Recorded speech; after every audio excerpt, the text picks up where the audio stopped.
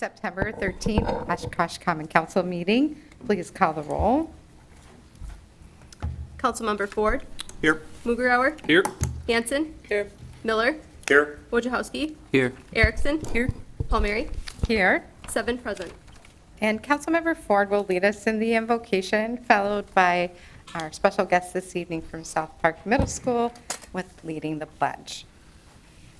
We ask for guidance tonight as we begin this meeting. May all those who participate in our discussions and our decisions reflect the values that we cherish in this great city.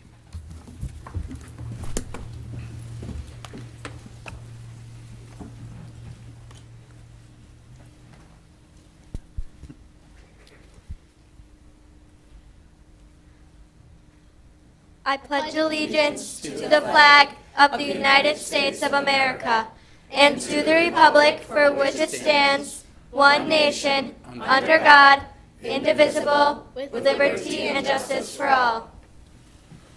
Okay, stay with me, girls. All right, Gabby Weiss of South Park Middle School. I'm proud to present you with the Certificate of Appreciation. Gabby. Yes. And Addison Renning, also Certificate of Appreciation. Thank you so much for coming and leading us in the pledge tonight. We're so excited to have the students back. Have a great evening. Thank you.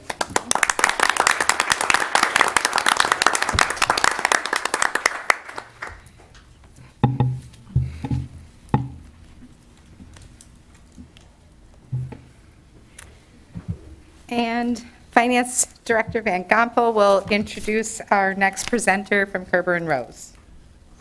Thank you, Madam Mayor and members of the council.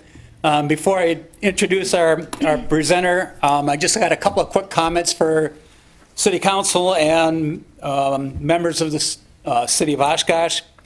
Tonight we're presenting our 2021 Annual Financial Report. It's a book that you have on your desk. We'll also have a PowerPoint presentation presented by Kerber Rhodes. But before we do that, my only introductory comments to you is that I know that sometimes we get bogged down in the general fund and all our departments and activities, but I encourage you to spend a few minutes after you get this report to read the transmittal letter. And then there's also what's called a management discussion and analysis. In accounting speak, it's trying to make our activities and reporting to you in as plain a language as we can, and sometimes that gets a little complicated. The annual financial report is prepared by the city's finance department, and I want to thank Jennifer Messerschmidt for her work in preparing the annual financial report. The annual financial report then is presented and reviewed by our auditing firm. This is the first year we've used Kerber Rose, and they do a review of our audits. Now, I've gotten some questions from the members of the public and citizens about our audit process. Our audit process, on an annual basis, we have an outside firm come in and look at our books and our numbers and give you an opinion. And Mr. Greg Patel is going to come up in just a few minutes to talk about that. But what I wanted to say is because the city of Oshkosh receives so much funding from the federal government in the form of our ARPA funds, our CDBG funds, our transit aids, and all this federal funding, we're required to report and provide what's called a federal single audit, and that's been complied with this year and is part of the audit presentation. So for the next 10 or 15 minutes, we have a copy of the PowerPoint presentation. Mr. Greg Patel is a manager for the firm Kerber Rose and will be coming up to lead you through that presentation. So, Greg. Welcome. Thank you, Russ, for the introduction. Thank you for having me tonight.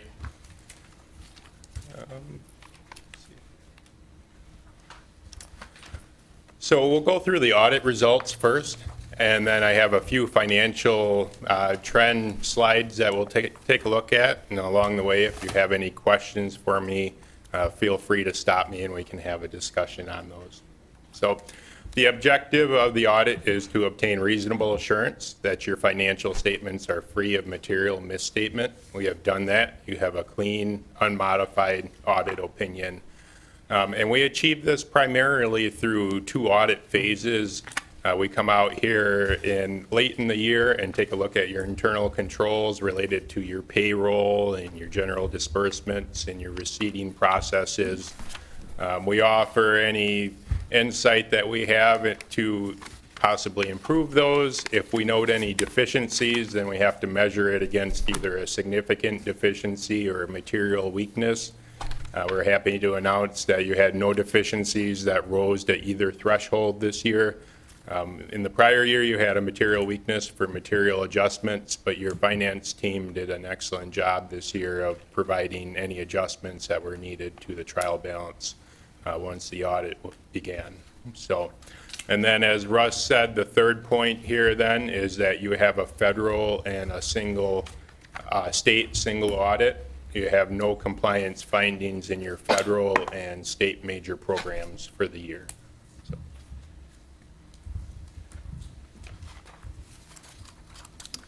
Then from a financial perspective, we always kind of key on the general fund balance itself because that's where a lot of the services to your constituents are provided there. And we can kind of look back from 2017 through 2021 and look at the total general fund balance itself. At the end of 2021, your general fund balance was at 19.2 million, and that's growth from approximately 10.4 million in 2017 all the way through 2021 then at 19.2 million. The different colors illustrate the different components of your fund balance, and predominantly the unassigned fund balance is the dark green there, and a significant portion, and it's always the component of your fund balance that we kind of key on because the unassigned fund balance indicates available resources at the beginning of the new fiscal year to use.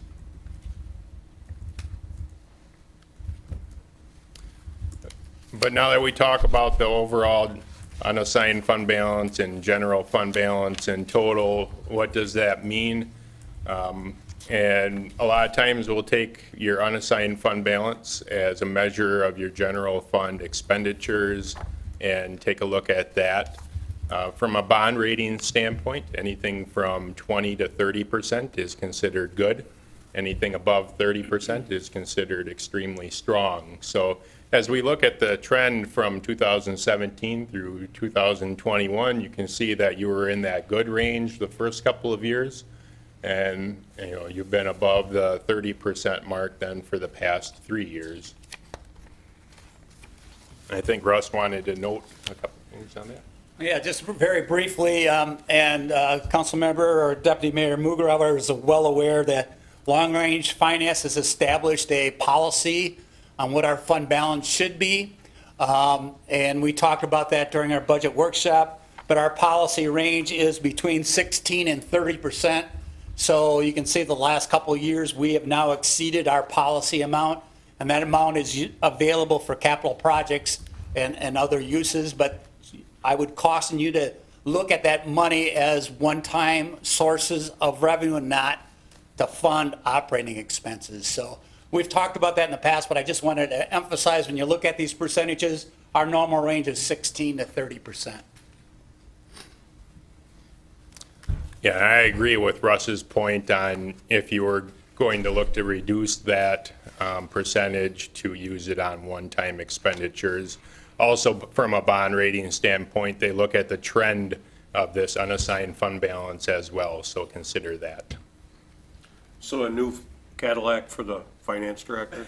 But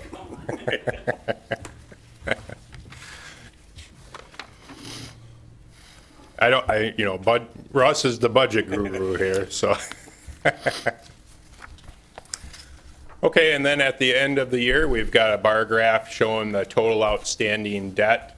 The blue is your governmental activities, so a lot of the street infrastructure projects that you fund that way. The yellow is the business type. Those are your utilities, predominantly the stormwater, the sewer, and the water utilities have debt outstanding on infrastructure additions that you annually do usually.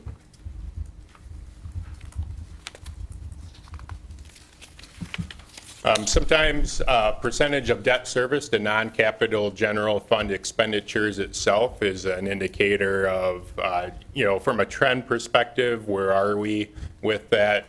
And you've been somewhere between the mid 30% to just over 50% for the past 2 years. As I looked at the debt service scheduled for 2022, I think that dips back below 50%. There's no right or wrong answer in terms of what is the right percentage of debt service here, because as long as you're making a return on investment, if you have developments and you're building your tax base on that, you've got a return coming back on that debt service itself.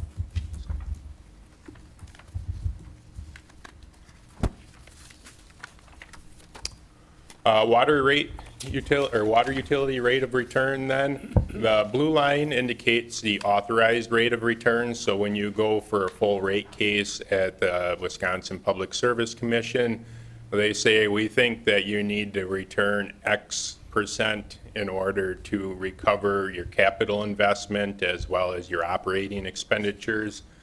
You're currently at 6.5 for an authorized rate of return. The benchmark right now for the PSC is 4.9%. And then the orange line indicates the actual water utilities performance for the past 5 years. So for the past 2 years in 2020 and 2021, the water utility has performed below the authorized rate of return. That's not really unusual across our client base that it perform, especially with a rate of return authorized as high as you are. But they also consider capital projects in the future along with operating expenses and debt service payments when you go for a full rate case itself. And I think that Russ indicated that you're in the process of that right now. Correct. I think just as a friendly reminder, and we've talked about doing a rate application through the Public Service Commission for a couple of years now since I've been involved in the city. As you can see, our rate of return is dropping because of the cost of operations. Recently, in working with our Director of Public Works, and at one point we were kind of waiting for a decision on the Clearwells project, and you're going to have that discussed a little bit later on this evening. We were kind of holding off discussion on a possible rate case until that was decided, but because our operating expenses are increasing and our rate of return is reducing, as you see on this graph, we have submitted the initial rate application to the Public Service Commission without the Clearwells because we're not certain as to the timing of that project moving forward.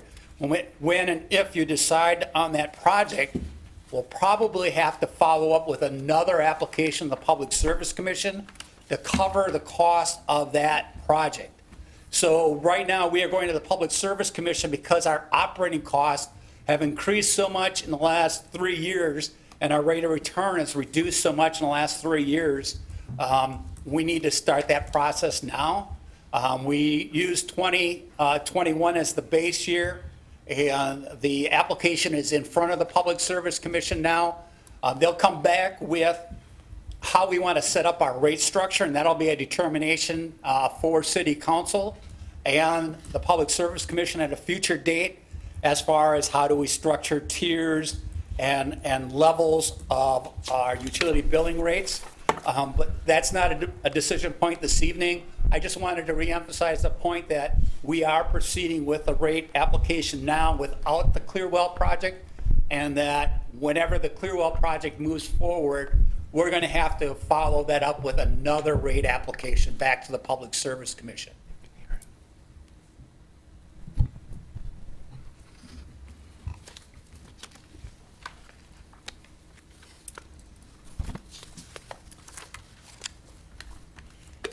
Okay, and then to conclude the presentation then, upcoming GASB standards that'll be relevant for the city to implement this upcoming year in 2022, the leases standards, and we've talked to Jennifer and Russ, and they have a good understanding of how to implement that. Still don't think that there'll be a significant impact on your financial statements in the 2022 year.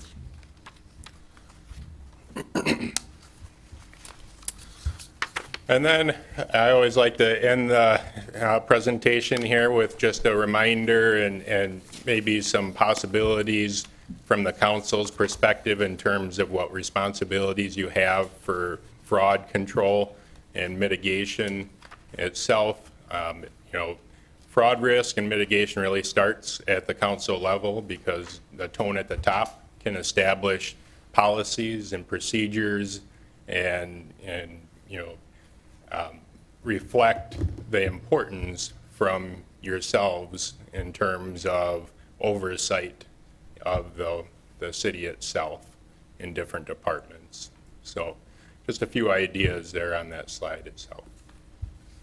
But with that, that really concludes my presentation. Did anyone have any questions for me?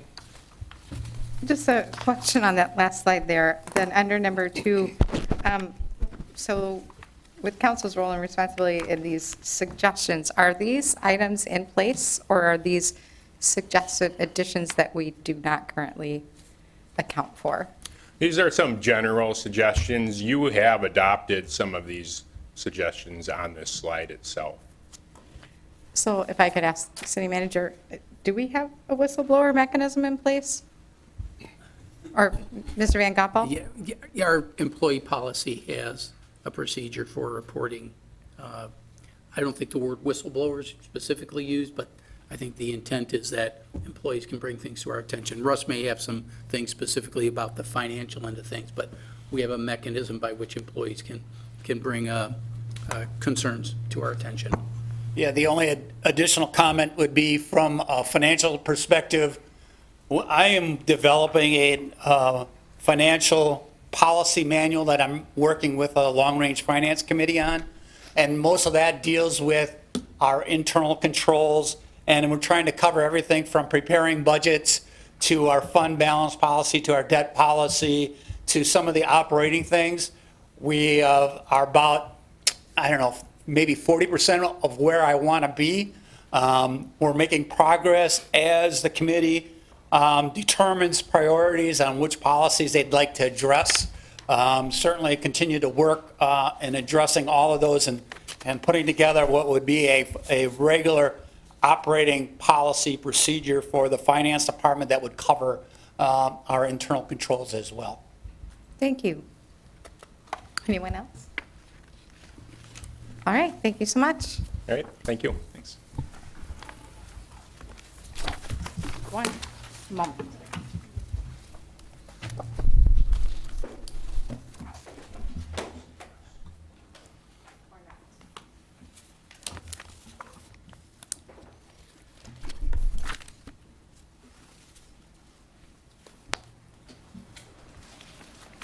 Did I miss something?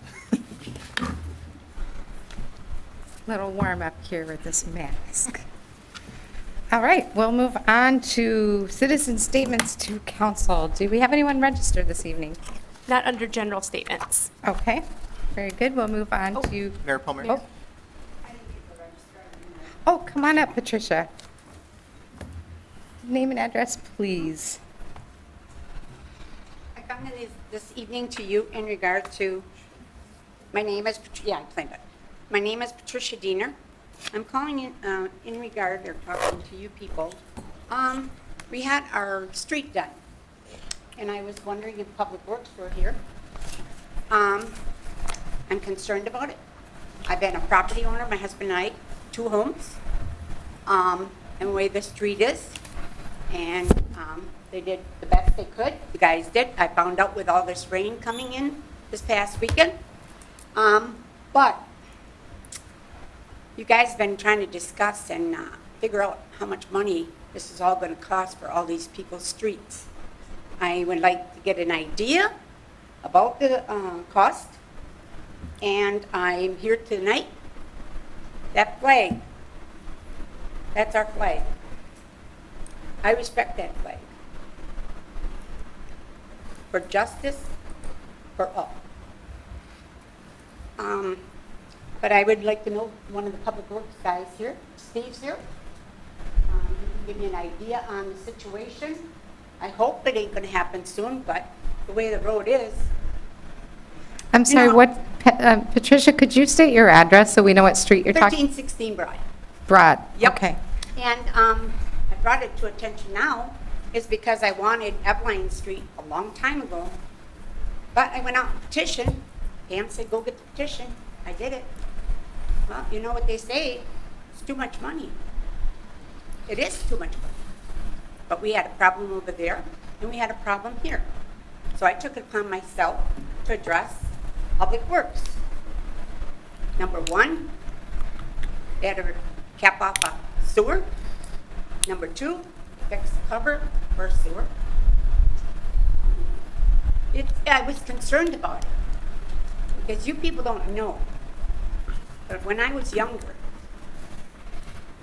my friend fell down a manhole. And I don't know if the person did it intentionally or they forgot to put it on, but I bring it to the Public Works because I'm concerned for safety. That poor girl had 187 stitches. Did not even know until we got home. We went to Century Store. And you know, that's why we all got to look out for safety. Safety should be number one.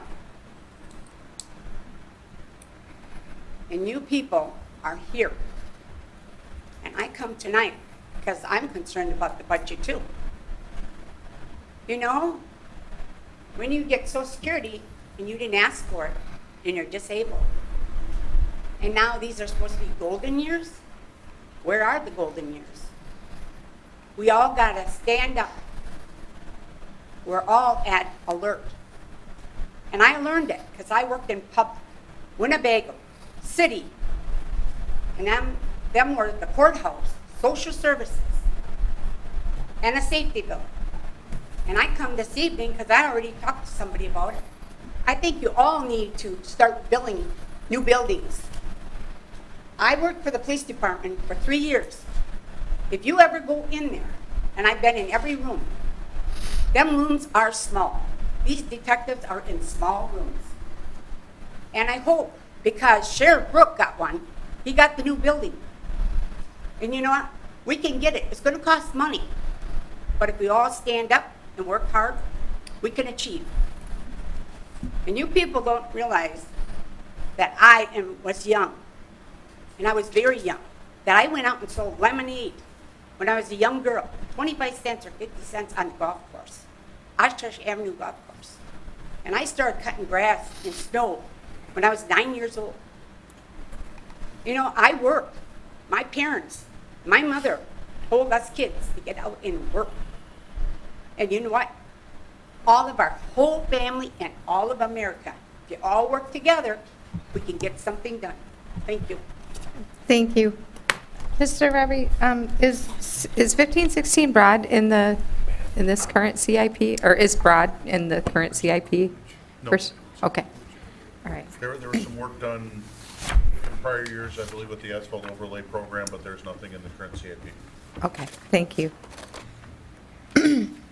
All right, is there anybody else who didn't get a chance to register that would like to speak at citizen statements? All right, let's go to the consent agenda. Have a motion and a second. So moved. Second. Discussion on consent.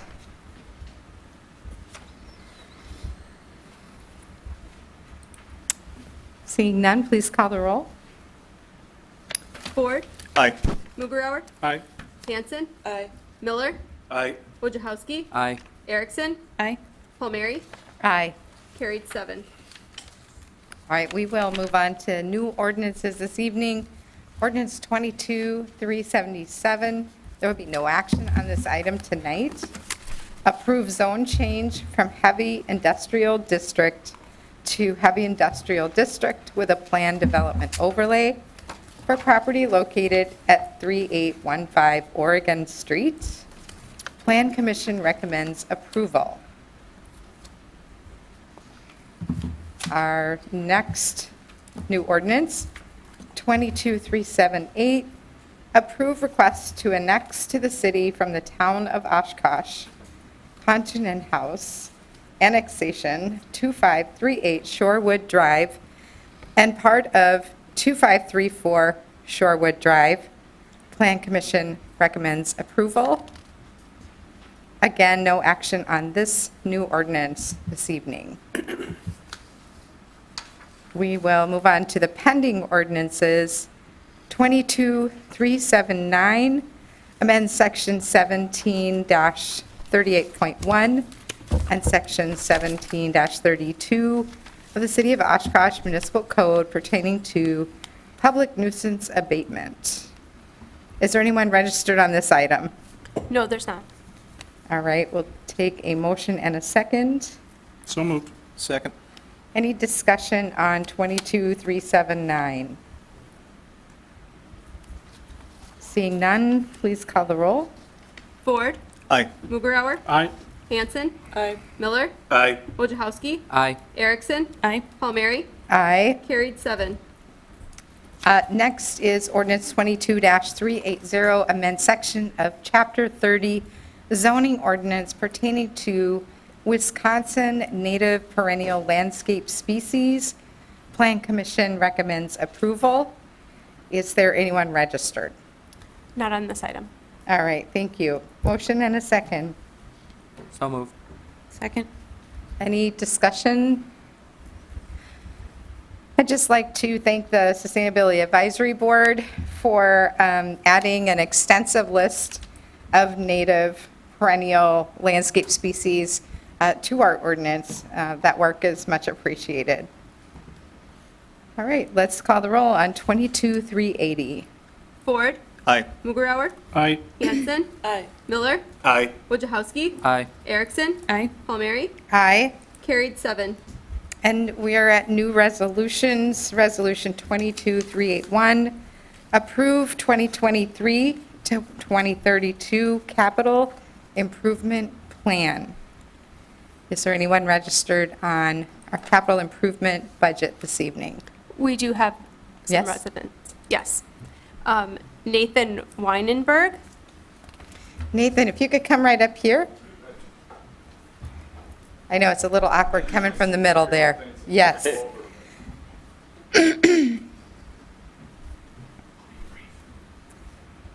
Five minutes. My name's Nathan Weinberg. I reside at 310 West no, that's where I work. 901 Coolidge here in Oshkosh. I'm here to discuss, I don't know if any of you had a chance to go and take a look at our little street there, but I really don't think that a sidewalk is needed there for environmental reasons. And also, it's just not really, I don't see where $48,000 can be spent much better on.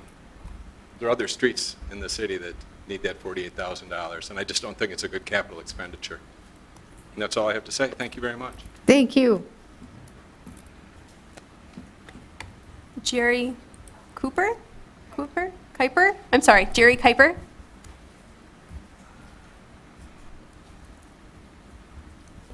Good evening. I want to start off by saying thank you very much for all your labor and what you try to do working for this fine city. We were here a couple of weeks ago, and you received a petition from our group. Nate kind of gave you the short version. I've got a little bit longer one. Had a chance to think this through. And, you know, I believe that the basic plans and designs, this short one side of the street called Coolidge, and I live at 897. There's only 3 people on Coolidge facing Coolidge. Nothing across the road from Coolidge. As you went down there and took a look, it's a little strip of land and it's water, and that's all. And I believe that was really carefully thought out with the time, and I probably wasn't even around when they built that original street. I don't really check on that, but I know it's probably a good 30, 40 years ago. And I wasn't here. I mean, I was alive, but I wasn't in Oshkosh. But they looked at all the things that were going on with how much housing we could have there, how the street would fit in. And of course, if you go down the north side of our street, there's no way to build anything because it's only about maybe 25, 30, 40, about 40 feet from existing road to the water, and it's not, and part of that's on right away, and part of it belongs to the Lembergers. And when I might add, they've mowed and kept that very neat. I don't know if she's ever sent you a bill for all that mowing for the 20 years they've been doing the mowing there on the right of way, but they as we all have, on our street, we're very proud of our street. People here take really good care of things. And going back to my original statement, I really believe that the planners thought this is the highest and best use of how to set that up. And if we do anything there and I checked again, just as 22-foot road we have right now, adequate for two lanes getting in and out. And I know that eventually when we get the new infrastructure put in, the sewer laterals, the water laterals, they're going to have to put a new cover on that, a new top, perhaps new asphalt, but minimally. But if you add another 10 feet to that road right now, you're going to have, it's going to be all road going down there. And I think Mr. Weinberger said it best. We just went through a lot of rain here the last few days. I think the Lord provided that for my example, but it takes the rain because we have so much green grass there. And the rain soaks in, and we don't have flooding, and we don't have basements flooding, and so on. And I think our forefathers, I mean, maybe some of you were with the planning department 30 or 40 years ago. Some of you look way too young for that. But they looked ahead at that. They say, you know, we don't want to create a problem. We've got enough problems dealing with a city like Oshkosh where you have so much waterfront, and you got to figure out how to handle that properly. And I'm going to hold this up if you don't mind. And we believe that over time that's proved itself. Their thinking, their forethought, and how they set that up has proved itself as a really efficient little three-house street in essence. Other two garages that got homes that are on Bauman up over here, and we're down there. That it's really worked out well. It's not been trouble. It's been a good situation. The only real change that took place some years ago was I believe you just received a letter not too long ago from Sue Steiner, Jim and Sue Steiner. They're on the inn. They're one house from us, and that was the problem that they were having way back when they had fishermen using that coming down. A lot of people were from out of town. And what they did is they abused it. They made all kinds of loud noise. They had music going late, drinking, urination, public urination, defecation. It was a mess down there. And they actually went, let me get this over here so I get it right. Lemberger, we talked, heard she's not being able to be here tonight, but they actually had a meeting with the people at that time, and they decided to put a barrier down there. And they let, it looked like it belonged to the people that live on the end, the Steiners. And if people gradually stopped going down there and making these messes, and right now we don't really know what those messes are about anymore. Now, where are they going to fish? Well, head up the street, Bauman Park, blocks. Rapman's Park, blocks. Sawyer Creek, blocks and blocks of fishing. You go up to, what am I thinking over here? Why am I being caught like this? All the way up on either side of Oshkosh Avenue, there's all kinds, and all the way south down by the tech school and down by the senior center. There's just tons of places for them to fish where they got bathrooms available and they got piers available. That tiny little place is so close to the people that live right on the street, which is myself and the Steiners and Weinbergs and the other two gals as well. It just doesn't make any sense to try to get that going again. Plus, I go by my boat, it drops right off the 17 feet coming off there. So if anybody slips and falls, the city could have, I don't know what the liability would be for that, but we're trying to make that so it's not a problem. And so they worked on that, and that has actually now not been a problem at all. And I think that's something we don't want to try to set up a situation where it could be worse again. So that's what I'd like to say about that. And then also the homes there, I call it the adverse possession principle, just in principle. But all the homes there are 20 plus to 30 plus years old. And all the time those 5 properties have openly used and improved their right-of-ways property adjacent to their homes. We've just done it. And driveways, fences, gardens, lawns, trees, etc. And, you know, that's almost like part of our home now. And I look at that and I think to myself, well, you know, and I'm a retired Wisconsin real estate broker, been retired for quite a few years. But one of the things that we could do with something like that and is perhaps make sense to, I don't know, just leave it the way it is. You know, we don't need curb, we don't need gutters, we don't need sidewalks. We've got a lovely road that needs to have a new face on it once the work is done on it. And we just don't need to mess that all up and doing something foolish with that, where the money could be used a lot of other spots.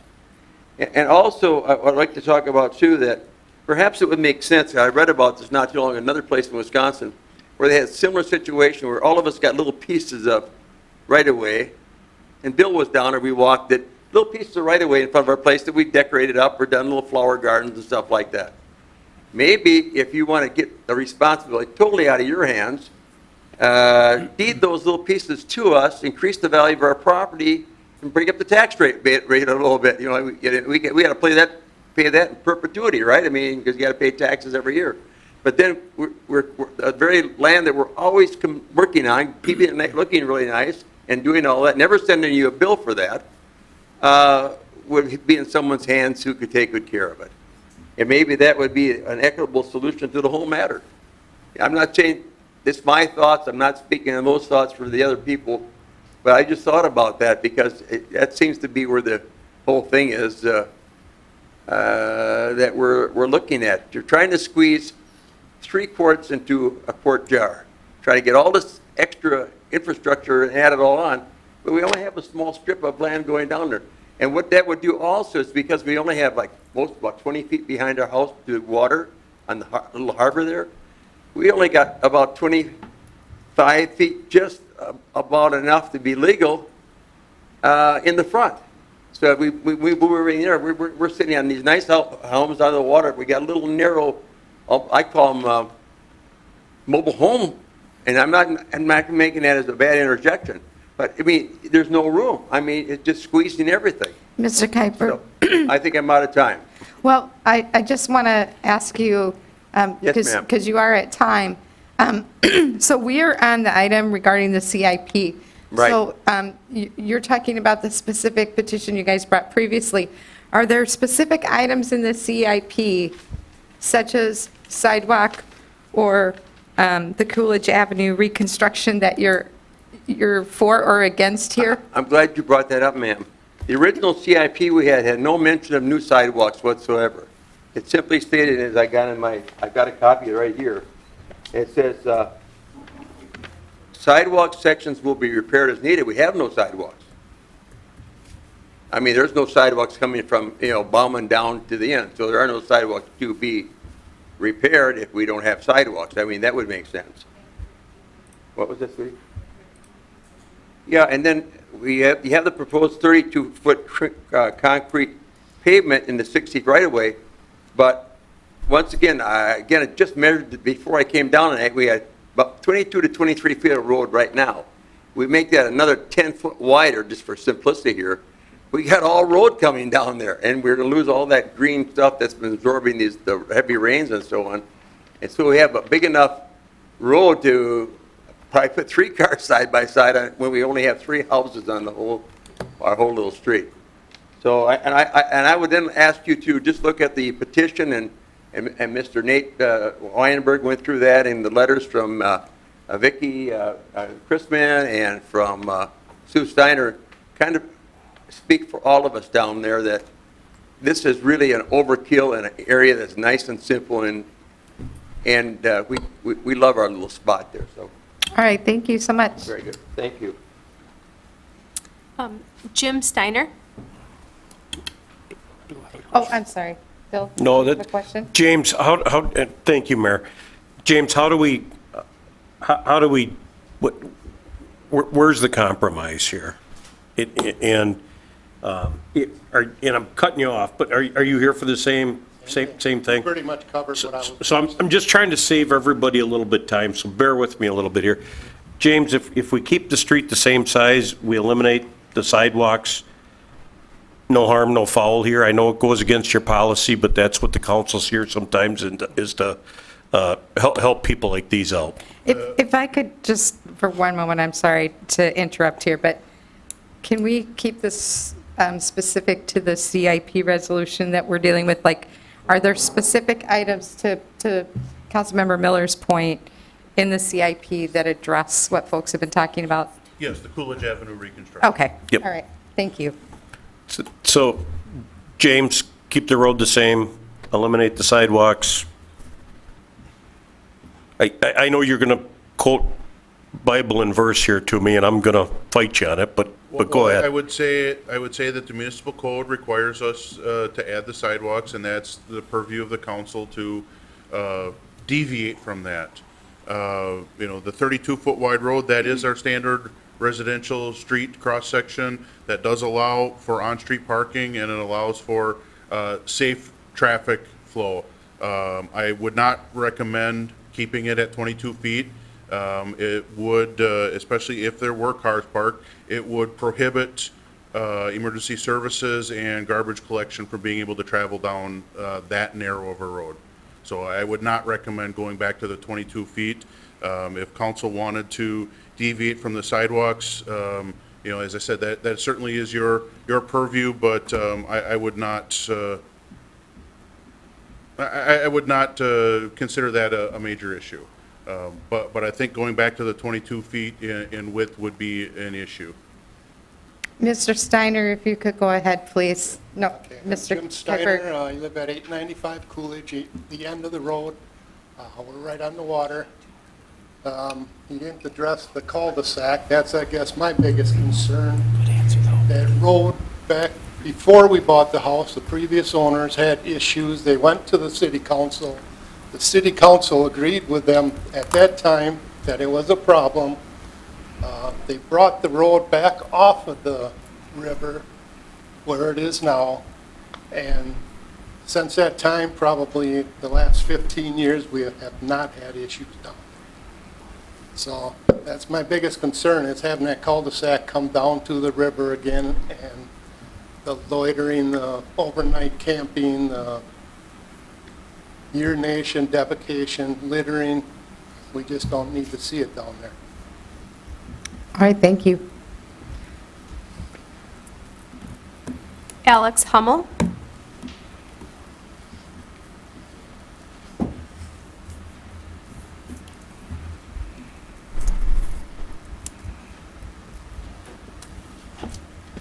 Good evening, Alex Hummel, 1235 Wisconsin Street. I'm just here tonight, I guess, with a simple message regarding the CIP, and that is thank you. I really appreciate the investment that the city's about to make in Wisconsin Street from Bent to New York Avenue. It's in bad shape. It's been in bad shape for a long time. So my wife Brenda and I are very pleased to see it on the plan for next year. So thank you all for making sure that happened.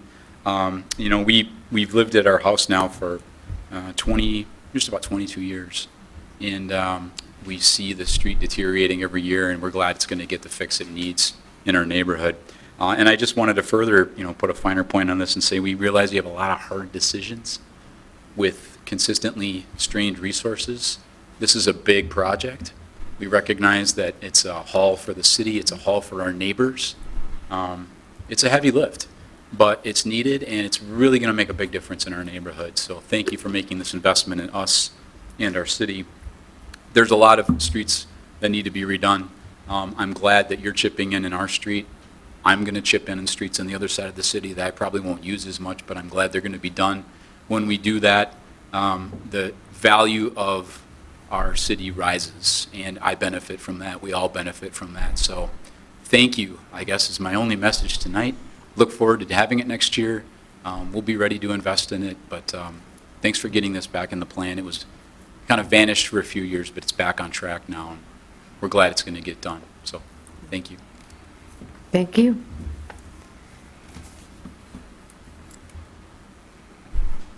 Is there anyone else registered? Not under this item. All right. All right. Do we have a motion and a second on this? I think we need one. So moved. Second. All right, discussion. Councilmember Miller.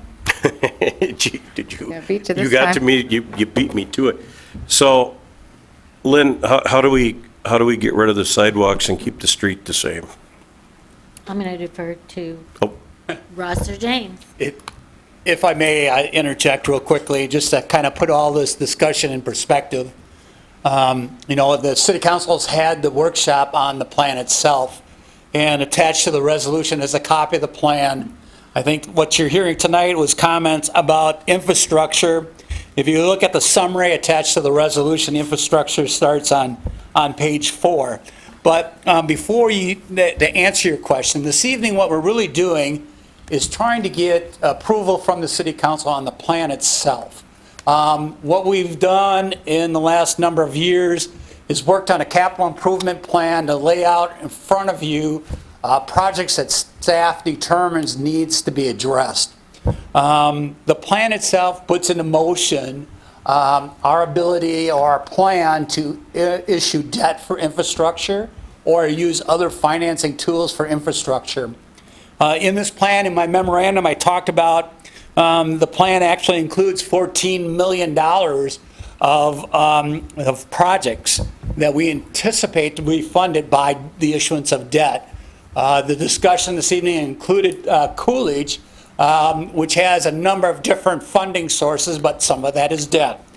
Earlier in 2022, this council adopted a resolution to borrow for $7.3 million worth of projects in 22 that we're going to try to accomplish and complete in 2023.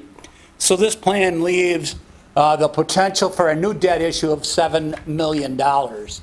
Now, the individual projects tended to be discussed more with the operating budget when we have our workshop on October 17th and 18th. But the plan is to get input from the public, which you received tonight. Staff is asking for your consideration on the plan itself, but each project within that plan has to be appropriated by an action taken by this council. That appropriation, that official appropriation by council is really done when you approve our operating budget for 2023 and say a yes or no to all individual projects.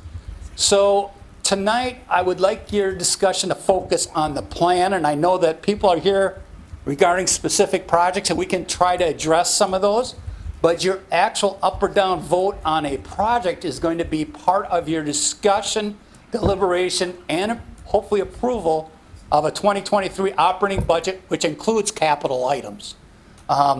If that helps answer your questions on the procedure, or if the city manager wants to make some additional comments, I would defer to the city manager. Councilmember Ford and then city manager. And maybe Mark can speak to this, but so what you're saying, Director Van Goppel, is that if we want to change the specific project by taking the sidewalks out of the funding, or the reconstruction of Coolidge Street, the appropriate time to do that would be when we approve the operating budget?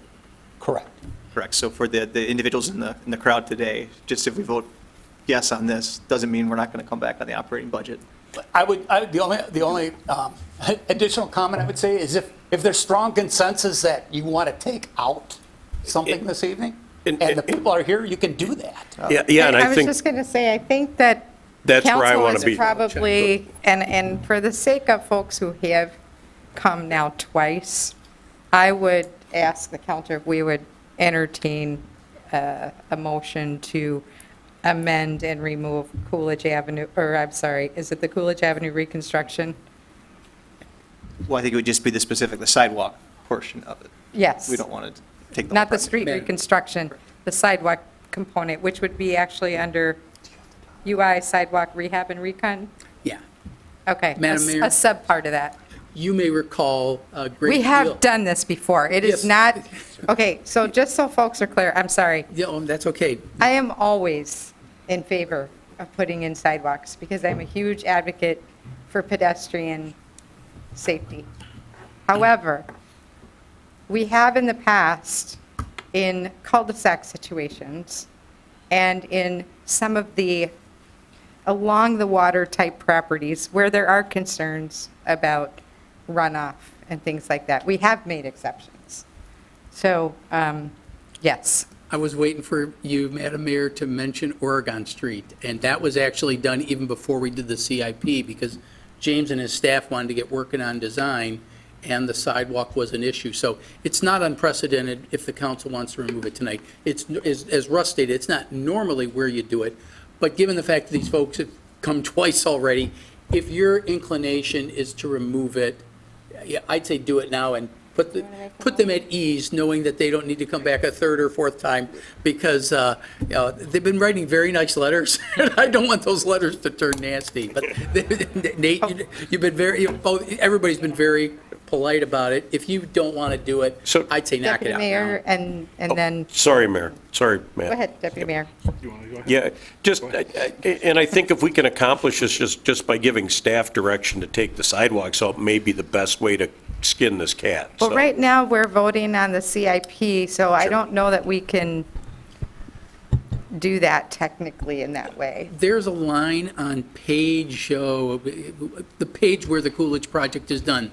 Mr. Steiner, I think, referenced it, or somebody. Page 4. There's $48,000 specifically mentioned for sidewalks. So it's just, if you made a motion to remove that from the CIP, we'll take care of it. Where is it, Mark? Just right Deputy Mayor. Thank you. I scrolled through I it to got, find it. I'm with the mayor on this one in terms of the intent, and normally adding sidewalks in on full reconstructions, however, given the situation, I'm supportive of removing it as well, but before one of us makes that motion, and things potentially get complicated or not, can we just discuss any and all other parts of the CIP first? Sure, that if there's make, absolutely. a professional courtesy on that one, and then it sounds like somebody's going to make a motion, and we'll have a vote on I it. started to make it, but, If, maybe we could yeah, hold off till yeah, let's, the rest of the CIP gets a little play. all right. Other items for discussion under Resolution 22-381 in the CIP? And I could be wrong, there could be none, but Madam Mayor? Just as a point, a quick reference for council members, if you don't mind. Again, attached to the resolution is a summary. It's called Projects and Funding Sources by Department. So if you're looking for a specific project, I'm just trying to help you through this document. If you see a project by the department, it also has the funding source attached to it. So as we went through the CIP workshop, they are laid out in this summary form by department and then by funding source. So if you have any questions about any other projects or funding sources, now would be an appropriate time to bring that up.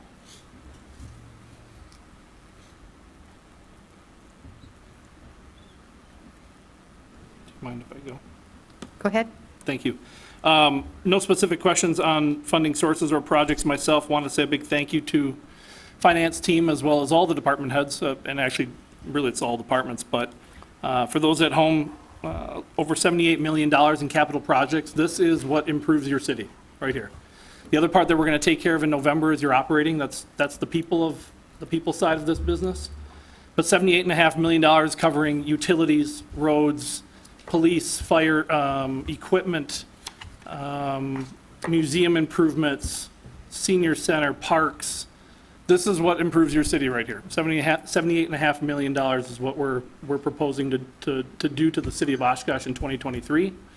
And just a big thank you to the staff that gets this monumental document moving forward and brings it to us. So Russ. Yeah, thank you for those comments. The only additional comment I would make for our residents is that this planning process is not just a one-year document. We actually have 10 years' worth of projects identified. Each year we rearrange or prioritize our projects. So we've given you a roadmap actually for improvements for the next 10 years. But we're going to look at what projects we think is appropriate to finance and to plan for and to start the design work for 2023. So I would encourage folks at home, if you want to look up and see if your street's coming up for reconstruction, check out this capital improvement program on the finance webpage, on the city website. Yes, it's on the city website. There's the boring finance document, but there's also a plug for the Public Works Department that has a great interactive tool.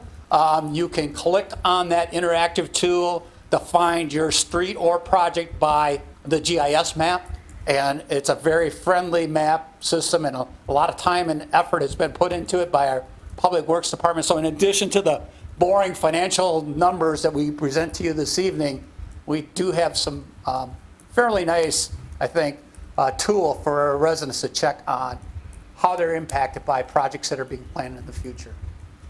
And I'd also like to thank all of those boards and commissions, those volunteers who come to our boards and commissions and give input, the advisory input to our budget process. Really appreciate that attention as well. Thank you for the departments as well. All right. Anybody else? Items on CIP? All right, let's call the roll. Nope, I'd like to, Make the motion. yep, make the amendment Yes. to eliminate the $48,000 for the sidewalk projects for Coolidge. So, Councilmember Miller, would the amendment to page 126 of the capital improvement detail to remove $48,000 line item for sidewalks resulting in no sidewalk for Coolidge Avenue be an appropriate motion? It would, because it's yours and you're a lot smarter than I am. sorry. So, thank you. Oh, that was Lynn. Oh, yeah. Which page Thank was you that both. again? It's 120. 126. 126 of the Second. project detail. All right. Thank you for the motion and the second. Any further discussion on the amendment? Removing $48,000 for sidewalk installation on Coolidge. All right, please call the roll. Ford. Aye. Mugrower. Aye. Hanson. Aye. Miller. Aye. Wojciechowski. Aye. Erickson. Aye. Palmieri. Aye. Carried 7. All right, and back to the full resolution as amended. Need a motion and a second. So moved. Second. Wasn't it already? Well, It was already. Yeah, yeah, yeah. Oh, we had it on the table. I still support. Sorry. I lost track. Any further discussion on the amended CIP? If not, please call the roll. Ford. Aye. Mugrower. Aye. Hanson. Aye. Miller. Aye. Wojciechowski. Aye. Erickson. Aye. Palmieri. Aye. Carried 7. Thank you so much. Thank you, Lori, for your genuine concern about that. I want to just say something to Mr. Robbie, thank you. But the garbage trucks go back and forth every week very easily. But there is a turnaround because the Snyders have a large 3-car garage. I'm not trying to do that for them, but there is a turnaround down there in Athens, so. Thank you so much. That's the safety thing here. We want to be safe as well. Yep. All right, thank you so much, folks. Thank you very much. We'll just give it a second for the room to clear if those folks want to exit. Thank you.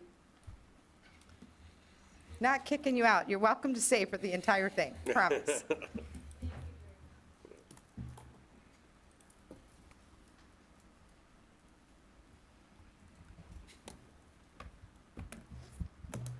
All right. Let's move on to 22-382, approve allocations of American Rescue Plan Act, ARPA, funds to Oshkosh community entities, $1,480,480. We have some members of the public. All right, go ahead. Mercy Aeho? I apologize if I'm not saying that correctly. So Mercy is a little bit nervous. Is it okay if I go with her? Absolutely, come on up. The more the merrier. What are you nervous about? We don't bite. Welcome. We don't bite, no. Welcome. I'm next to speak, so we can just come right back. Okay, so if you want to introduce yourself, tell me where you go to school, and we're right here. Hi, I'm Mercy Ajao. I go to school at Oshkosh North High School. I'm in 11th grade. Can you tell them where you're originally from? Nigeria.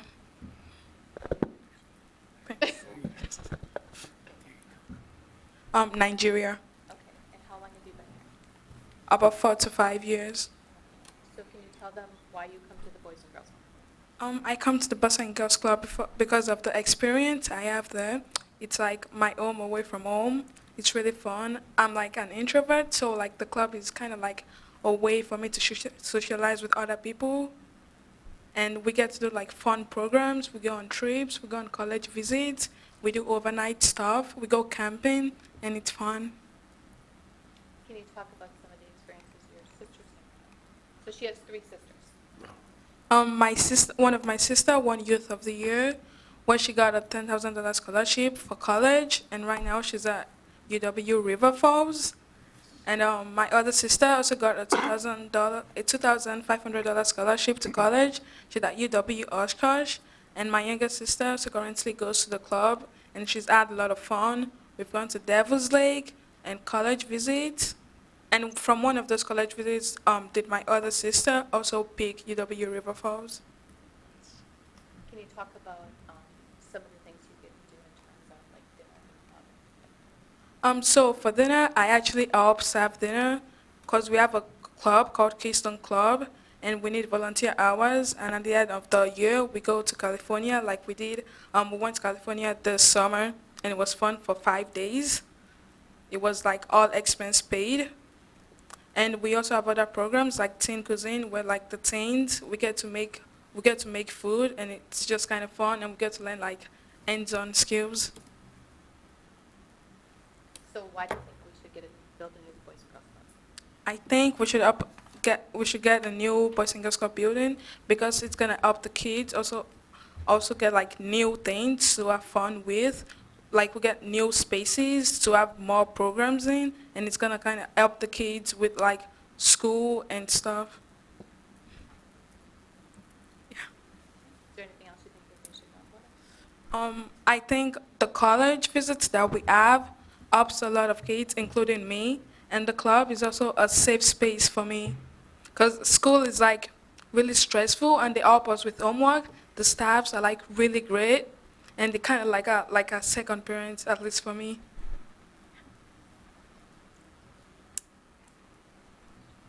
Do you have any questions? If you were nervous, you didn't show it. You did fantastic. Yes. Thank you for speaking to us. Yes, thank you so much for sharing a great experience. So right now, what do the high school students have access to at the current club, and what is your understanding of how it would be different if these funds are granted to the Boys and Girls Club? So right now, okay, like 2 years ago, like the high school students, we have like the teen center for them, and we have like a couple classes where we go in for different programs. But recently, we have like, cause there's a lot of kids coming to the club and like not enough space, so we have the middle schoolers. They took a part of the teen center, so the teens really have like only a small space for them, and we have lots of teens, and it's just sometimes like really noisy if like people need help with homework. So I think the new building is kind of help them like have that quietness, like a little private space for them. Thank you so much for coming and speaking. Thank you. Thank you. Anybody else? All right, thank you again. Tracy Ogden? Ogden? Do I have to give my address? Does it matter? Yes, please. 8021 Cavendish Road. So I come on behalf of the Boys and Girls Club. I just wanted to say thank you for considering this request tonight. You know, we have 1,800 other kids like Mercy at our Boys and Girls Club on the corner of Parkway and Broad. You know, we're 52 years old, and it's time for us to have more space for our kids. We've been working for the last 2 years to clear Monroe Street, you know, work with those neighbors, clear those houses. We have one moving down the street next week, which we're really excited about. But we have a really big opportunity here to create a space for kids. As Mercy said, we are out of space. I am turning kids away right now. We serve kids 5 to 18, and our building is full. So, for example, we had 60 kids this summer, and for those who have been in our building, we had 125 kids in the teen center. So we had to use the Y for half the summer because we didn't have enough space. So our bus routes are full. We're getting calls on a daily basis from families and schools asking for more space, more space. I don't have a place to put them. Our average daily attendance is up about 70% right now. So I think that it's not, this question always comes up, is it just need? And I don't think it's just need. I think that the club staff has done such a phenomenal job in creating such a meaningful experience. I mean, you heard all the things that, you know, she talked about. What she didn't talk about is the kids at our club that shower every day, or they have dinner every night, or get all of their basic needs met, or are part of our Center for Grieving Children. Those are all things that we do on a daily basis, and we can't keep doing what we're doing in the space that we have. So we have a really, really cool opportunity to create a change for the next generations, but we need help, and we need your help tonight. So thank you. Thank you. Any other questions or anyone registered on this item? Jeff Tremblay.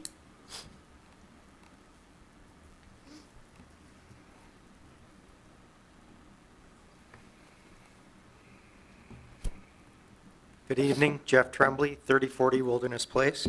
I'm the current board president for the Boys and Girls Club of Oshkosh, and I've been a board member for 13 years. I think what really is facing here when we're talking about this project and the funds that you're considering granting us, you know, would be a real milestone for the life of our community. That will provide needed space and resources that will fuel partnerships and collaborations across the spectrum to help kids, teens, and families in meeting the everyday challenges and obstacles that they face. You heard just one story from Mercy. You heard the numbers from Tracy. There's hundreds of stories just like Mercy's, and some of these kids just need the opportunity to have a meal, a safe space, someplace to get help with their homework, because they don't get that at home. So I would just urge you to vote in favor of this, and thank you very much. Thank you. Is there anyone else registered on this item? Not on this item. I thought I saw someone here from AdvoCap. Lou, are you here just for questions? Okay, all right. All right. Back to council then for a motion and a second. I move approval. Second. Any discussion? Councilmember Miller? I don't think it's a secret what I'm going to ask for. I think I mentioned it at the last meeting, but I'd like to amend the dollar amount. The project's roughly $16 million. We are fulfilling as a percentage of all of the other costs, sometimes 2 and 3 times the percentage we're giving to the club. What they're doing is just simply amazing. We're going to have 18 nonprofits under one roof. We're going to have collaboration like we've never had before, and I'd like to really move this down the road. So I'd like to fund 10% of this project. It's far less as a percentage that we're funding other projects. So I'm asking that the amount of the ARPA funding be increased from $1 million to $1.6 million. Councilmember Miller, or actually, Mr. Tremblay or Tracy, could Can we you? get a second? Oh, I'm sorry. Second. We're a second and a discussion. I just, Councilmember Miller, you referred to 18 different nonprofits under one roof. Sure, and So- can I Yeah. Tracy, why don't you come up and talk about that collaboration and So, yes, we're expanding, yes, we're renovating. Part of the new building that's going in next door, which has the new teen space, on the back end of it that will have an entrance on Monroe will be a community center. So what we've done is we've worked with our local nonprofits to say, if I have families in need, so if I have families that need groceries, that need gas, that need whatever it might be, how can we work better together? So we've worked with agencies like Children's Hospital are bringing in community health navigators. We've worked with Christine Ann to be able to use the community space for their teen groups and their mom groups. The police department will have a space there. There's 18 agencies total that will come in and out of the building to help case manage families. So very similar to 11 in Menasha.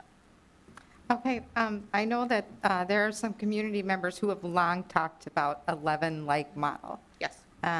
That's been probably at least a decade, if not longer. Just out of curiosity, In these agencies, is there also mental health resources? Yes. And teen support groups for mental health? Catalpa Health and Rawhide. Catawba, okay, I was just curious, thank you. We have so many families in crisis, and our staff are phenomenal with the day-to-day. But when you have 1,800 kids going through your building, and then the next step is, they'll call and say, I've got a mom who's 6 months behind in rent. Well, I can pay the rent, but what am I doing for that mom next month? So this is a beautiful way to hand her off into a collaborative space where we're all working together. Councilmember Ford.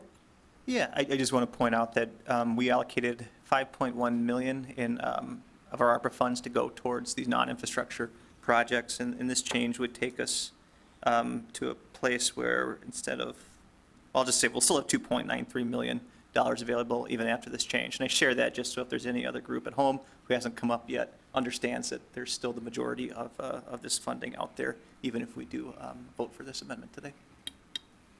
Councilmember Erickson. Thank you. City Manager, if we were to increase the funding, where does that put us with the other requests that you've received or anticipating? Do you see there still being room for what's to come? Yeah, as absent this amendment, with the requests I'd received so far, we would be committing about 42% after we were all done, assuming the two that I also did not put on tonight. So assuming you approve everything at 600,000, you're probably close to 50%. So we'd still have half of our allocation still remaining after you were done. Okay, thanks. So right now, we have a motion to amend the resolution to change the dollar amount on the Boys and Girls Club facility expansion from $1 million to $1.6 million. And we have a second. We've discussed it. Is there anybody else that has questions or discussion before we vote on the amendment? All right, please call the roll. Ford. Aye. Mugrower. Aye. Hanson. Aye. Miller. Aye. Wojciechowski. Aye. Erickson. Aye. Palmieri. Aye. Carried 7. All right, so we'll bring it back then to approval as amended, the ARPA allocation. Deputy Mayor. Thank you, Madam Mayor. Just in regards to the three that are in front of us tonight, Christine Ann Center, AdvoCap, and Boys and Girls Club, these are going to help these programs move on and grow in their current spaces and new spaces. Christine Ann Center is attempting to do a massive move for themselves and better themselves and provide better resources for the population that has to visit there on occasion. AdvoCap, creating a position to try to help move funds that are available out in the place from the state and the federal government to try to connect those resources with people who need them. And right now, that's a gap that's needed to be filled. And the Boys and Girls Club does an amazing job in the community, and happy to support their expansion and what they're doing there. The collaboration in the community center there is a huge thing in terms of bringing all those resources in-house, a one-stop shop. It has a lot of potential there, so happy to support that as well, and just wanted to give a brief synopsis for those at home. So thank you. All right, well, please call the roll. Ford. Aye. Mugrower. Aye. Hanson. Aye. Miller. Aye. Wojciechowski. Aye. Erickson. Aye. Palmieri. Aye. Carried 7. All right. Madam Mayor? Yes. It just is, since I have all these people here, the process we're going to follow is going to be very similar to what we do with our community development block grants. There are agreements. So I think Mr. Burnell put something out with one of his reports that he puts through the chamber that the money could be received as early as tomorrow. Wrong. Not likely. But we Don't will be hold your breath on contacting you that. shortly about working on the appropriate agreements, and that's in the resolution. The last be it resolved is staff's directed to take necessary steps to implement said allocations by preparing and executing the appropriate agreement. So I won't hold you to it, but do we have a rough idea of how long it might be before money is in hand? I would say, let me get the budget to you within the next few weeks, and then we can talk. But thank you. Thank you. Mercy, you want to come up and get the 1.6 million? I got it in cash down here, and that's why the cop's here. He's going to walk you to the car. Nice job, young lady. All right. Moving on to 22-383, provide direction to staff relating to the water filtration plant clear wells, reconstruction and rehabilitation design parameters. Take a motion and a second on 22. We do have a member of the public that would like to Oh, we do? Yes, Ah, Mr. Shearer? yes. Aaron Chair. Welcome. Thank you. We're all shocked you're here. I suppose. Good evening. My name is Aaron Shear. I live at 1720 Cliffview Drive in Oshkosh. Thank you for the opportunity to speak. Over the past 16 months, I've written to you a few times about the water storage tanks. I also shared a visual presentation with you in advance of this meeting. I am not planning on reiterating all of those thoughts now. As you know, I am strongly advocating for the option of the low rectangular storage tanks. I believe this option meets the critical clean water storage needs of the city while also having the best potential for serving as the backdrop for an enhancement to the park area along the lakeshore. This project is in a very sensitive setting. It is in the middle of the city. On two sides, it is bordered by a residential neighborhood, a neighborhood that is a historic district, and the project is immediately next to a landmark building. The site also adjoins a public park very near the public beach. The site is also on the waterfront, along a popular area to enjoy water views and overlooking a very active area for water recreation.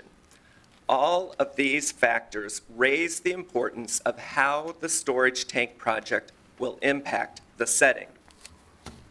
During the planning and public process up to this point, we have not been shown a single example of another new water storage project that has been situated in any one of these sensitive settings in another community, let alone the combination of all of these sensitive settings. I'm a little embarrassed to admit that I have spent way too many hours myself surfing the internet looking for examples. And I have to tell you, in nearly all of the projects I've found, the structures are located away from settings that have these factors.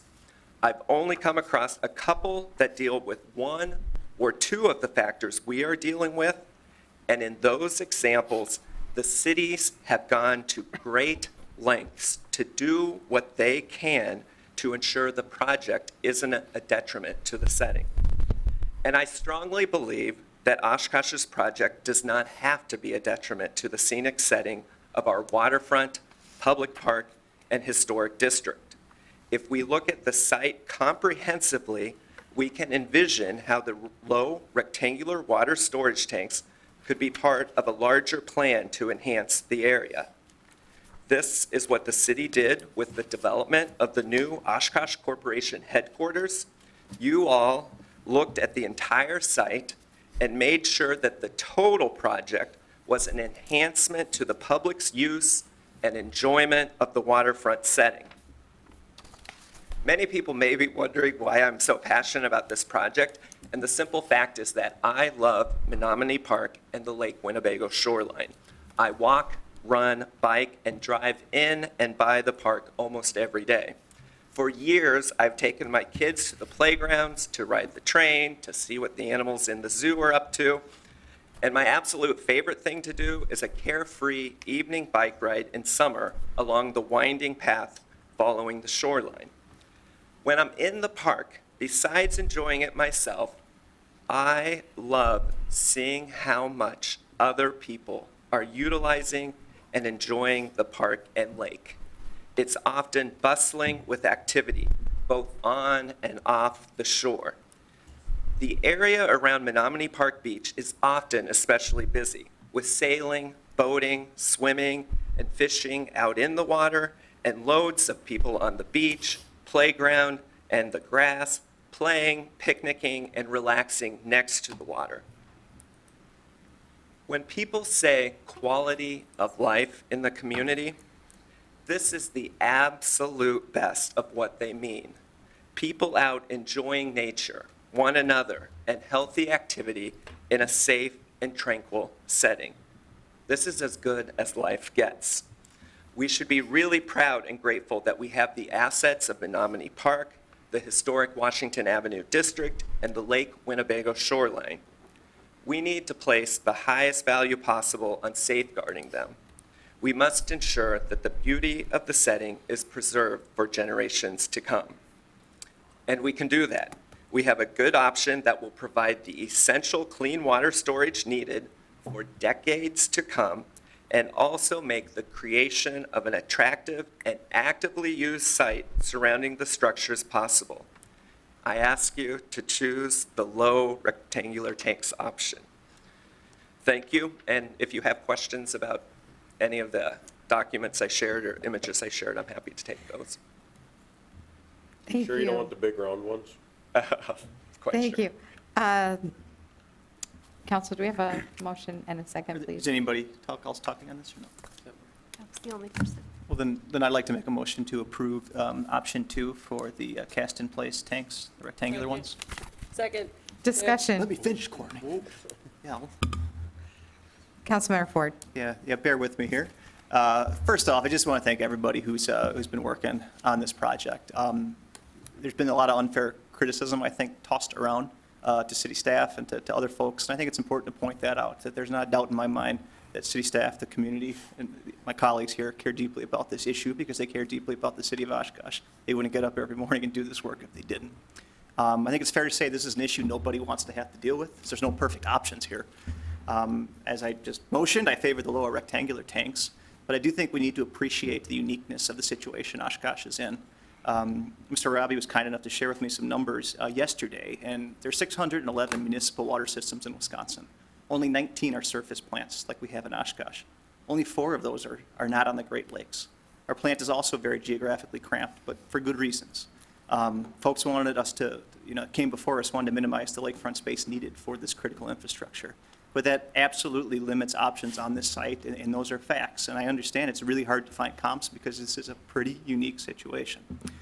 We also have a situation where the DNR, right, they changed some rules, again, for good reason, but it's why our tanks are currently not compliant. The state's a player here that dictates a lot of this process. So I know there's frustration that some of these processes have to occur, but a lot of these processes are beyond our control and certainly beyond city staff's control. We spent the money as a group, and we voted 7-0 to do so, to inspect it, because we wanted to see if there were other options out there. And I think that definitely, I hope that was an expression of good faith about how much people care about this project. We found out these tanks are not watertight, not surprising given their age, but it's something that's a fact that we need to deal with nonetheless. I think we also have to recognize the prominent location of this facility. The additional cost is not a frivolous expense here. We're balancing the need to have this critical infrastructure against the need to preserve another critical piece of our infrastructure, which is the lakefront, which is our greatest natural asset. I think there's a bigger issue here too, which I hope you'll bear with me as I walk through here, but we're a city of 67,000 people. From the start of this debate, the goals here and what a successful outcome looks like has been in disagreement. It has been contested. And I think we can recognize that and understand that just because folks disagree with us doesn't mean that we're not coming from good, honest places here. I think the neighborhood, and I attended these meetings, the neighbors absolutely are concerned about the impact that this project will have on their views, their property values, their quality of life. That's reasonable. There's a broader community that's very concerned about what this is going to do to the lakefront for years to come, hurting our city's attractiveness, sending a poor message about what Oshkosh values, and certainly a lot of this is about civic pride. The longer this has gone on, the more I've come to realize that, and I think that's reasonable. It's also a group that cares a lot about costs. The more expensive options, I mean, that's a pass-through. These are going to be increasing water bills for everybody in the state, or excuse me, in the city of Oshkosh. There's a real equity concern there because people of all income levels are going to be asked to pay more. And for folks that view this as only benefiting a segment of the community, they're concerned. I think they have a right to be concerned. But my real hope today is by taking this step, we can have a fresh start on this issue, chance to change the tenor and the tone of the discussion. Instead of focusing on these conflicts that are going to exist in any city of our size, why can't we focus on something that unites us? Why can't we use preserving our greatest natural asset, our water here in Oshkosh, as our definition of success? And I think that this does build a foundation for us. We can embrace the need to build facilities that guarantee safe drinking water for years to come. To me, that's paramount. We can embrace the reality that our lakefront is an asset worth protecting, that our facilities need to be built in a way that minimizes the negative impact on our lakefront. And we can embrace the civic pride that comes with this resource. Now, I'm not talking about putting a sign or two up on the lakefront. I think folks have come to me and they kind of think that's what I'm talking about. Oh, we'll put a placard up and say water is good. No, something interactive where people can learn about how our water infrastructure works, where kids can be exposed to physics, kids can play, kids can get wet. Something that really engages with the history of water, so the resource that really enabled this community to prosper in the first place. If you've been outside the Discovery World Museum, for example, in Milwaukee, you have an idea of what I'm talking about, of how function can be beautiful. There's no reason we can't do that here. I really think that we as a city need to invest resources in something like that, including in the idea of how we're going to pull something like that off, and we need to engage the philanthropic community. You know, I know there's hurt feelings here about the process and about the communication. There are issues of trust and intent and, frankly, misinformation that is out there. None of us can fix that on our own. But we can all choose to unify around something positive. That reality is part of the identity, water, is part of the identity of this community. And it's something that makes Oshkosh a competitive, great place to live. So I really want to hammer home that tonight is just the start of a process. If we all choose to really engage in something positive and move forward in a positive fashion, I really think we can do something great with the lakefront here. All it takes is for us to be willing, and I know I certainly am, and I hope all my colleagues are as well. So thank you for that. Councilmember Hanson. I would just like to say thank you to everyone for your commitment to looking into this, but also the compromise that we were able to come from. I understand that underground would be much more visually pleasing, but the fact after seeing everything and you guys are willing to meet us halfway, it means a lot. So thank you. Just for point of clarification on the motion. Yes. Choosing option 2, thereby striking options 1 and 3 in the resolution. Correct. Thank you. Councilmember Miller. Thank you, Mayor.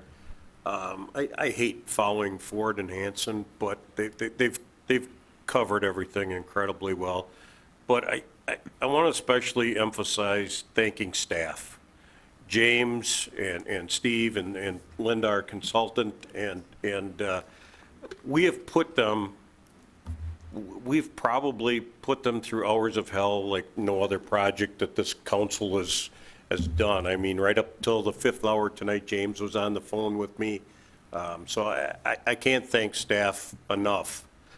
We've probably asked you guys to look at this thing 75 ways from Sunday, and not once did you balk at our requests. So thank you very, very much to staff. And again, thank you for everybody, your emails, your input.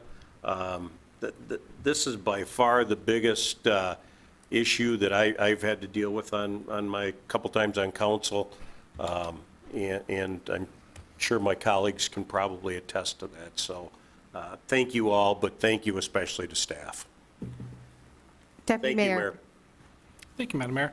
Want to echo the thank you of staff on this one. It's been a long one. It's been several years. There's not too many projects that drag on or have this length of time before they come for approval. And for all the effort that you guys have put in it, you know, and as Councilmember Miller pointed out, every time we ask for something, you know, give us time, we'll figure out the answer. We'll get you the info and allow us to make the best decision possible. And that's the most we can hope for. So I appreciate the effort from all of staff to get us to this point.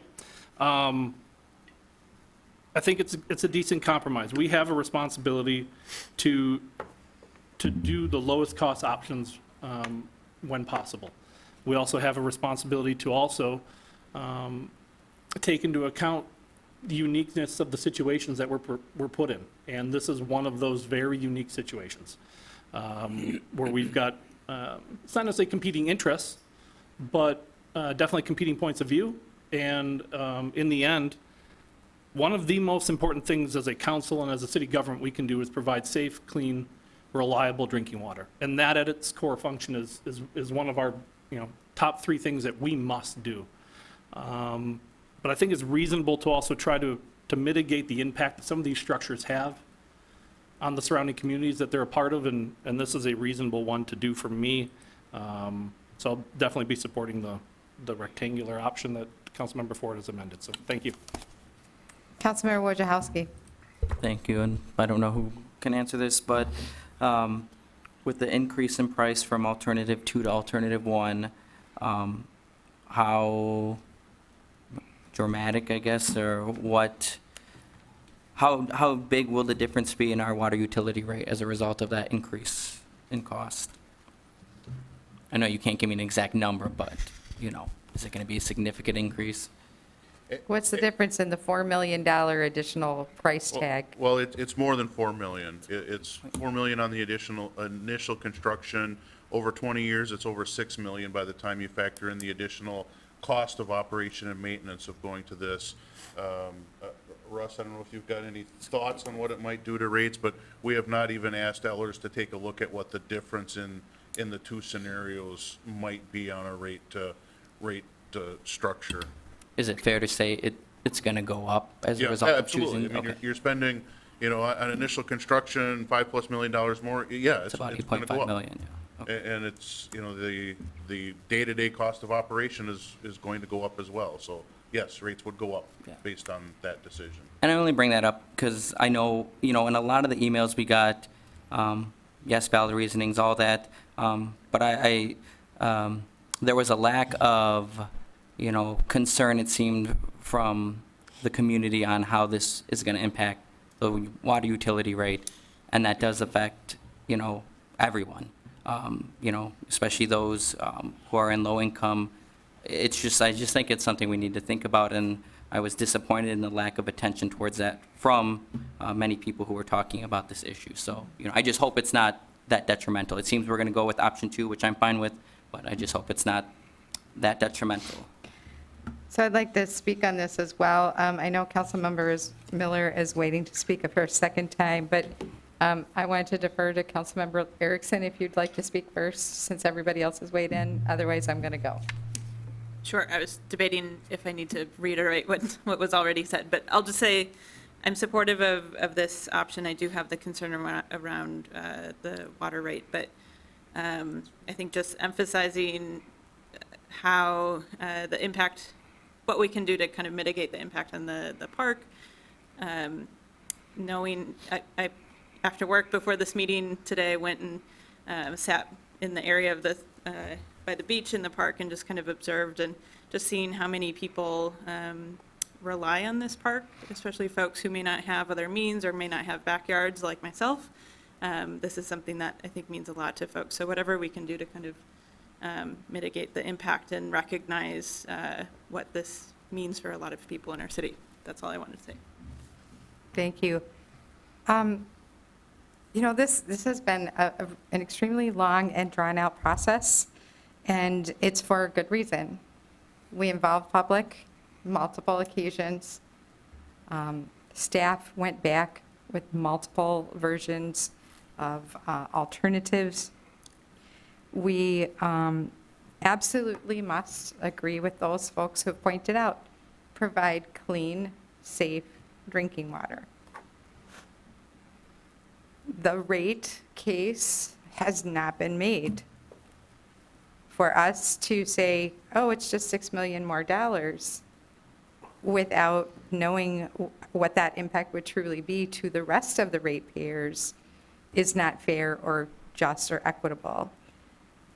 I love that there were multiple options made. I was going to suggest, because at one point, in speaking with Mr. Shearer and some of the other community members, there was a discussion about if we did go with the lower cost option, could we at least, or at most, provide an expansive landscaping plan that would help to mitigate some of those view sheds? And it was my understanding that that was potentially something that would be acceptable. So I had intended to offer an alternative 1 plus amendment of a $1 million landscaping plan, in addition to the 12.7 that would cost for the more structurally least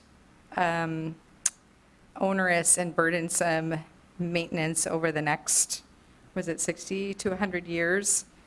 But also being sensitive to those folks with the view sheds. So I'd really encourage folks to think about making that decision on spending that extra $6 million without knowing those impacts to the rest of the community. Councilmember Miller. Thank you, Mayor. I think you covered a lot of what I was going to say. And just so people don't start calling the office tomorrow to find out what your new rates are going to be, yes, they're going to go up, but we have no idea what they're going to be, and it's not because we haven't done the work, it's because this has to go through a rate case at the Public Service Commission. So we may not know, James, for a year, what those rates are going to be. Is that Russ, you want to chime? I don't know. I would say even longer than that Yeah, at this so- point. Yeah, so I mean, so it's not lack of anything the council's done, it's not lack of anything the staff has done. For everybody at home, we don't know until the Public Service Commission gives us a final percentage. So, and that could be over a year. But I want to echo what my other colleague said tonight. I think Ford said it best, is I think this is a point where we move forward collectively now, and I can't echo that enough. So, so that's all I have to say. Thank you, Mayor. All right, and I'd just like to add to that, you know, some of the emails that we got were suggesting that industrial was ugly. I view clean, safe drinking water and the tools that produce that is beautiful. I like clean water coming out of my tap, and I don't think anybody here is against that. So certainly round versus square, it's kind of a eye of the beholder, I think. But again, right now, we are entertaining the motion to move forward with alternative 2, and we need to call the roll on alternative 2. Ford, Aye. Mugarauer, Aye. Hanson, Aye. Miller, Aye. Wojciechowski, Aye. Erickson, Aye. Palmieri, No. carried 6. All right, thank you very much. We'll move on to council discussion and direction to city manager and future agenda items. Future agenda items, I would like to make a request for a PFAS workshop for the council on a primer as we are getting into the testing on the voluntary level that I think is actually a little further down in the agenda. The results are not self-explanatory unless you're a chemist, and I believe that the DNR can be of assistance or a resource for not just council, but for the public to understand a little more about what we're looking at with those results as those sampling come in. So what would the purpose of the workshop be? I want to make sure I understand. Just general education on PFAS in surface water, the legislative updates, the EPA updates, and when we're looking at those samples, like right now, the only thing we have for this agenda item later is a link to something on the website that shows the report, which is not exactly easily accessible to the average reader.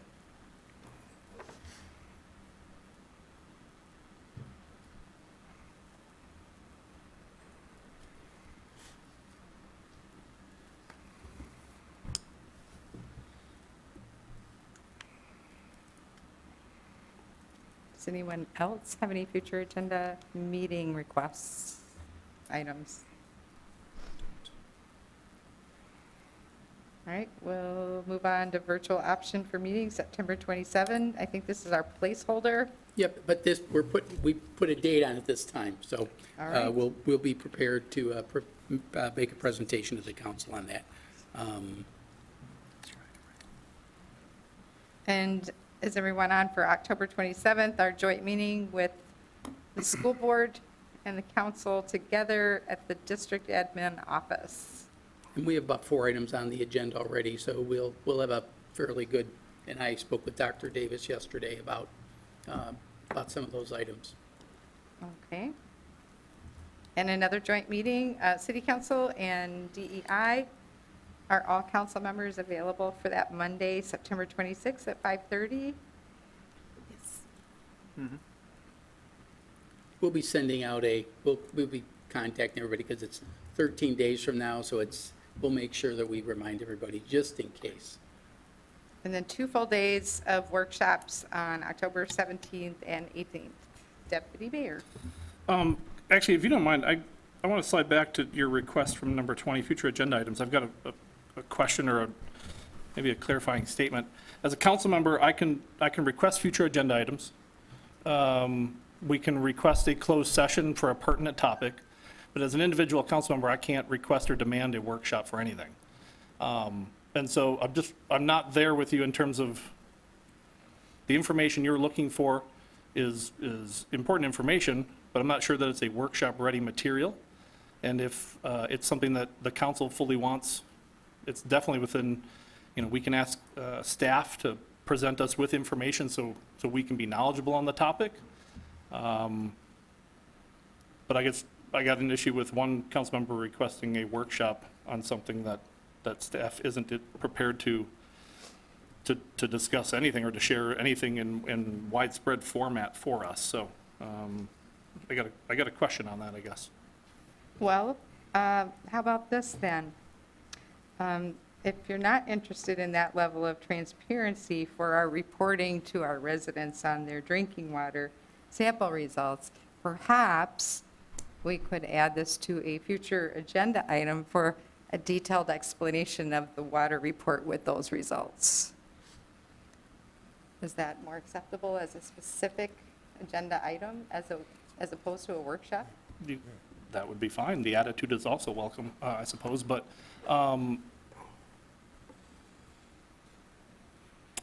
the insinuation that by my comment that I'm not in favor of transparency from our government and our public work staff is beneath your office.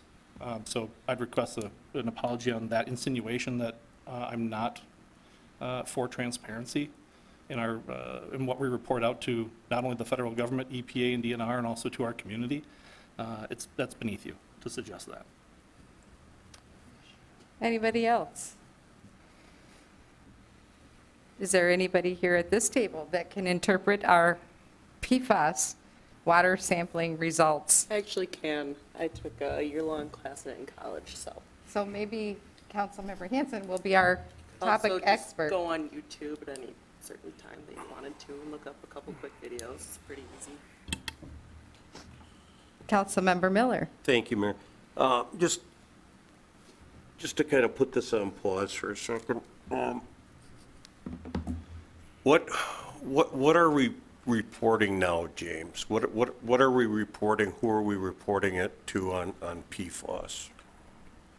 Nobody at this point. The DNR currently has a voluntary drinking water PFAS testing program.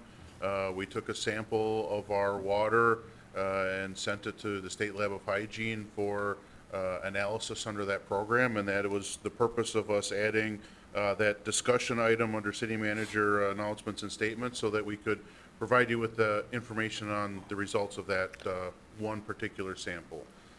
We will be required to start doing additional testing in November and in the first quarter of next year.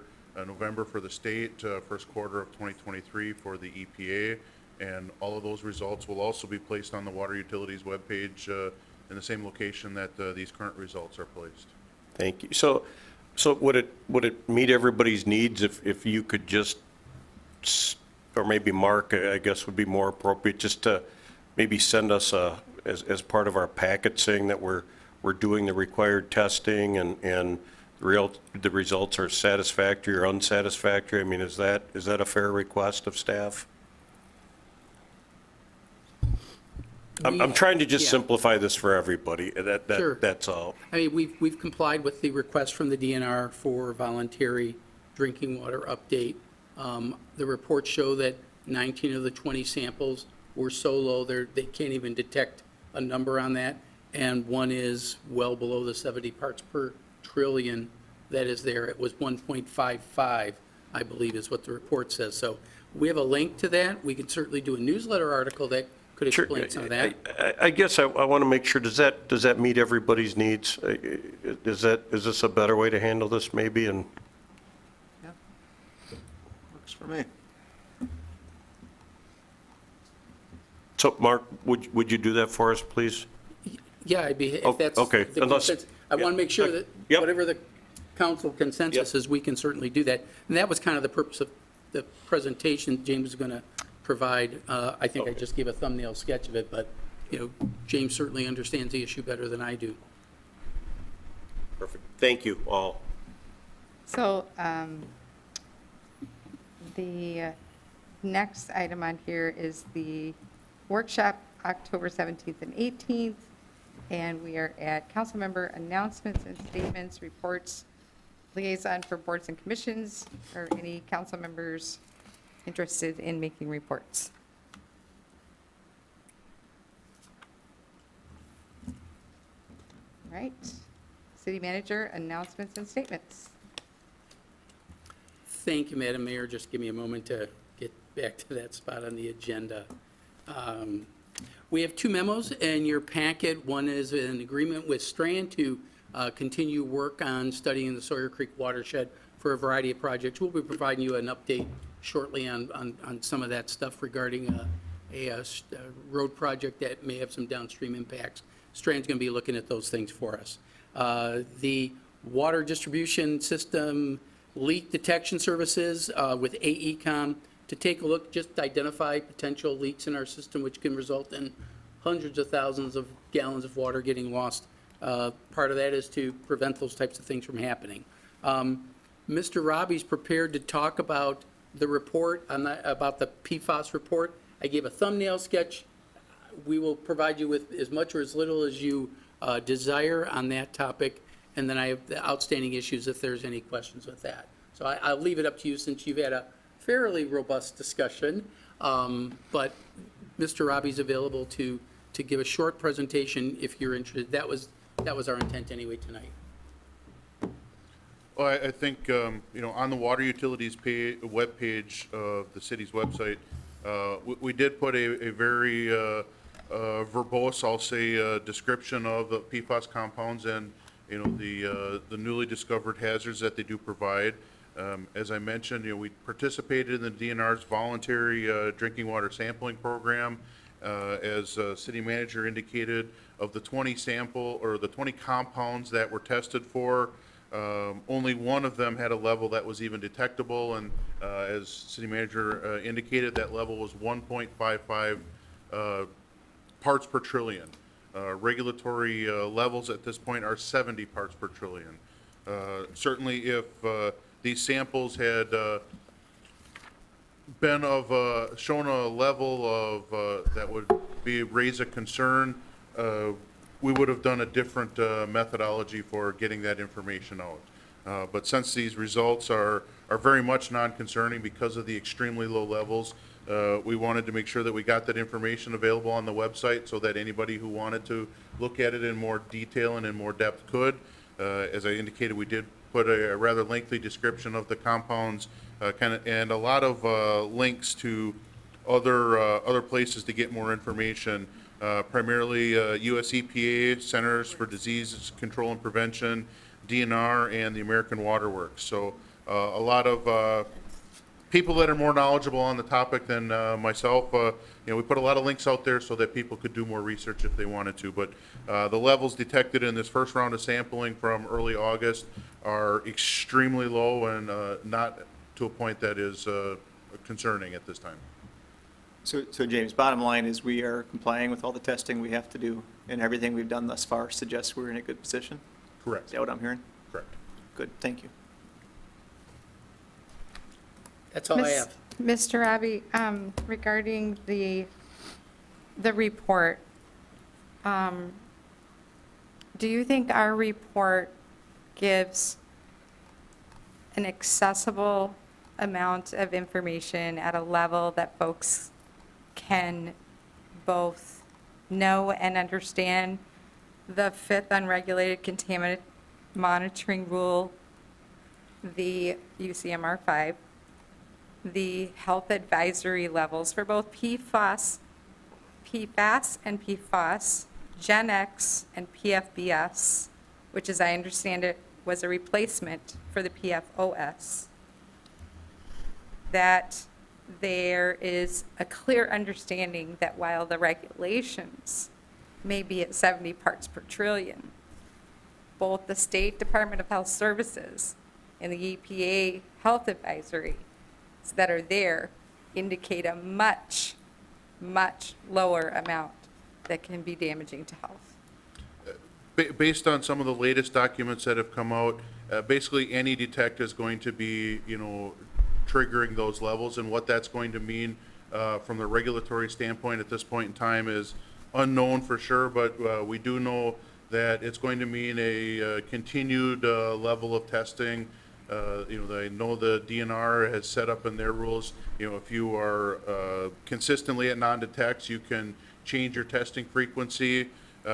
We knew we were never going to be able to change our testing frequency because the DNR did background testing on Lake Winnebago, and it had detections of both PFOS and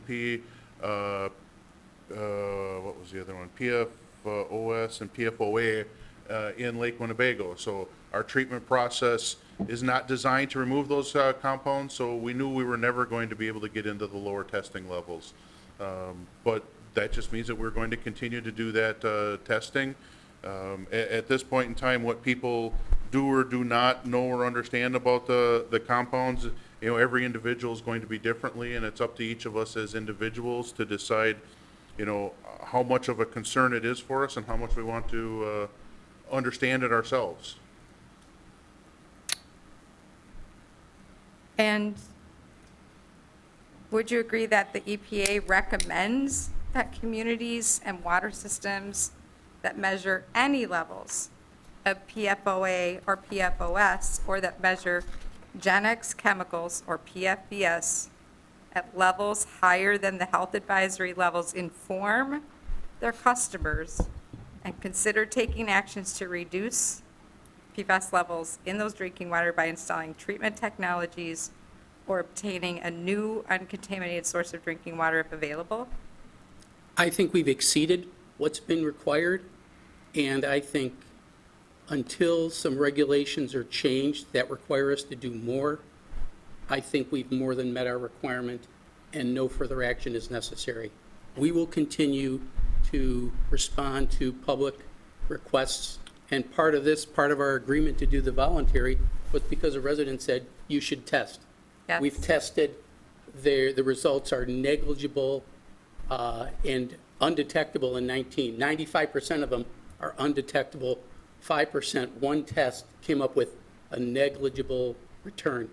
I would fear that if we keep drawing attention to something that doesn't require attention, it's going to have the opposite effect and reduce public confidence in our ability to monitor. You have my commitment that we will continue to monitor this issue because we have a professional as well as personal. This is our community as well, and we're going to continue to monitor this. And it's much appreciated that we've gone ahead of what's required for doing the voluntary. All I'm asking is to monitor and inform in an accessible way, and I'll let it drop for now. That's all I have, Madam Mayor. Thank you. Motion to adjourn? Second. All in favor? Aye. Aye. We're adjourned.